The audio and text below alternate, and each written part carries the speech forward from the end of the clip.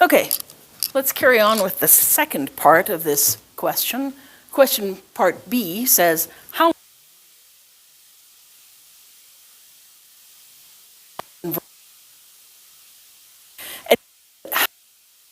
air is going to depend on how long it takes for gravity to slow it in the vertical and bring it back down to the ground again. So this is also a question that can be answered with just our vertical information. So let's make a list again, except now we know that our goal is time instead of displacement. So we still have our V1 initial velocity in the y direction, and it's 12.04 meters per second. We still know that our acceleration in the negative direction is 9.81 meters per second squared. We could use the distance value or the displacement value from the last question, but instead, let's go back and use only the original information. We want to solve for the time in this question, and so we need to know either V2 in the y direction or the displacement in the y direction overall. So there are two possible ways that we can solve this. We can say that the displacement for the entire trip, if the ball goes up and comes back down to the same height, the vertical displacement is 0. That's one option. Or, again, arguing from a case of symmetry, if it goes up exactly as far as it goes back down again, we can say that the velocity in the vertical direction when we return to the ground is the exact same size as our initial velocity, but in the opposite direction. That's a second option. We could also say V2 in the y direction is equal to negative 12.04 meters per second. That's our second option. The third option, which we have to be a little more careful with, is we could say, like we did before, that V2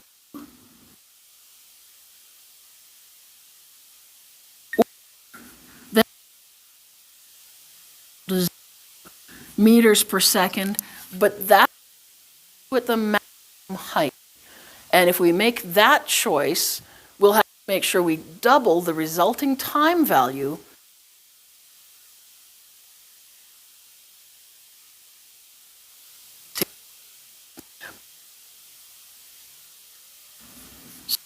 max height. And it turns out that all three of these options give you the exact same result.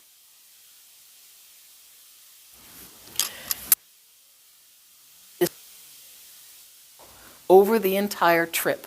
Then the formula that gets suggested is D equals V1t plus 1/2 AT squared. Now this one I know bothers a lot of people because of the t and the t squared, but we have the advantage this time if we say that, well, over the entire trip, rising up and falling back down again, our displacement is 0. That means that t is a common factor in both of these terms, and I can divide both sides of my equation by t. So I'm going to go ahead and do that. This term divided by t becomes just v1, and this term divided by t becomes just 1/2 AT. Now I can isolate this t and solve for time. T equals. So I have to divide by 1/2 and I have to divide by a. And of course, before I can do any of that, I have to move this to the other side. I'm going to subtract v1 from both sides. So I'm going to get minus v1. I'm going to divide by 1/2, but that's the same thing as multiplying by 2. And then I'm going to divide by a. So here's my formula for the time if I start off by assuming that the displacement in the vertical direction from beginning to end is 0. Works out to this formula. So I'm going to substitute my values in here. I'm going to get -2 times 12.04 meters per second, and divided by -9.81 meters per second squared. So notice that if I'm dividing by meters per second squared, that's the same as multiplying by seconds squared over meters. And the end result is I'm going to get meters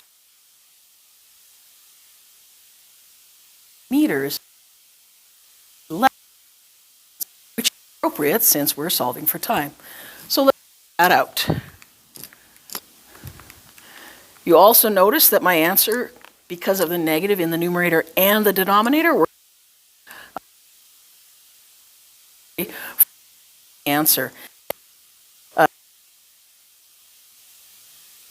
Digits, we're 2.5 seconds. That's my answer. If I assume that the displacement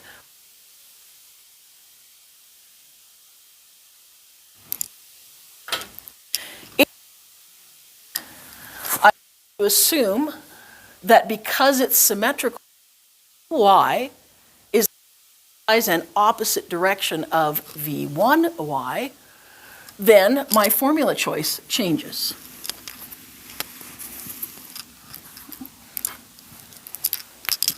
My formula choice becomes A equals v2 minus v1 over t. And remember, for this formula, if we don't have a delta on the t, we are assuming that time 1 is 0.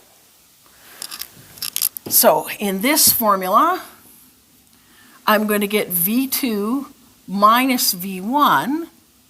So v2 is negative 12.04 meters per second minus 12.04 meters per second. Oh, and I have to rearrange, of course, for t. Sorry about that. T is going to be v2 minus v1 over a.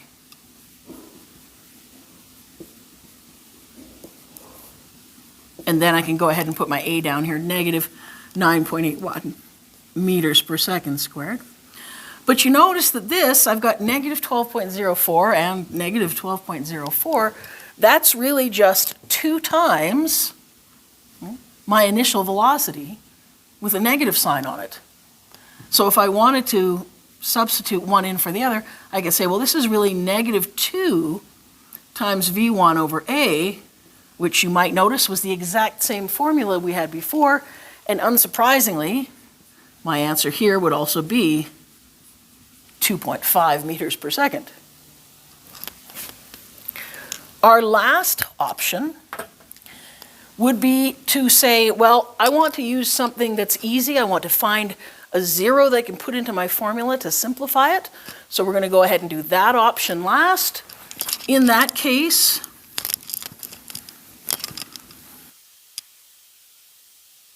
make this not have d if we're making this assumption at the maximum height, and we don't want to use anything we've calculated already, just in case we made an error, then this would be my choice of the with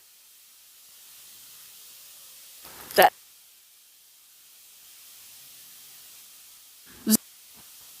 So my formula, I'm going to get t is equal to negative v1 over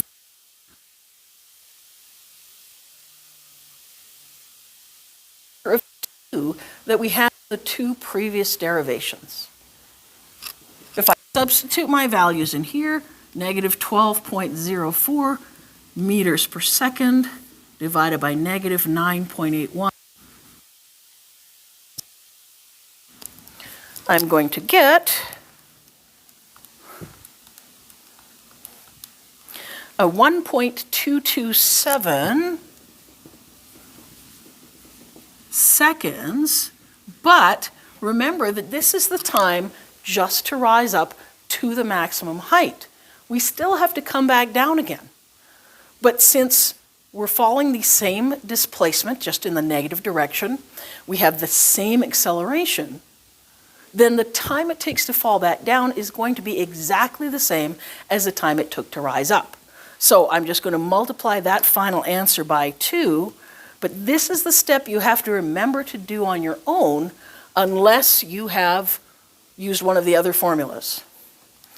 And unsurprisingly, at least to me, because I know all these secrets, we get 2.5 seconds. But you must remember to double this time yourself. Without doing that, that's why we run into trouble.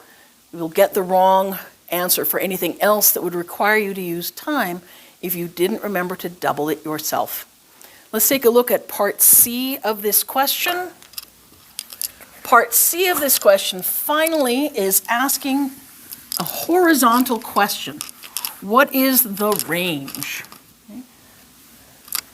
So the range of a projectile is a new specialized term that you need to be familiar with. The range of a projectile is simply how far does it travel horizontally from its launch point.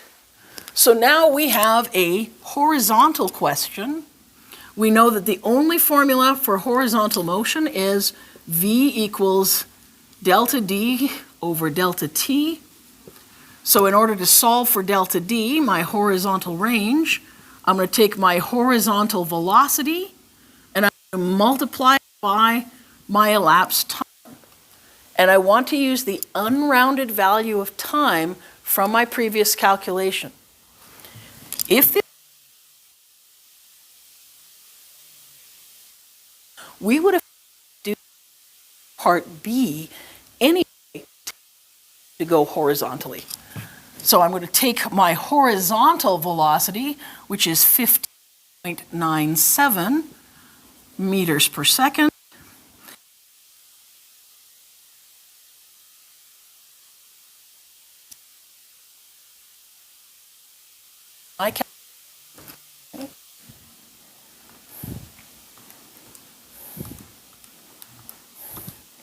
And I get 39.207, so to 2 digits,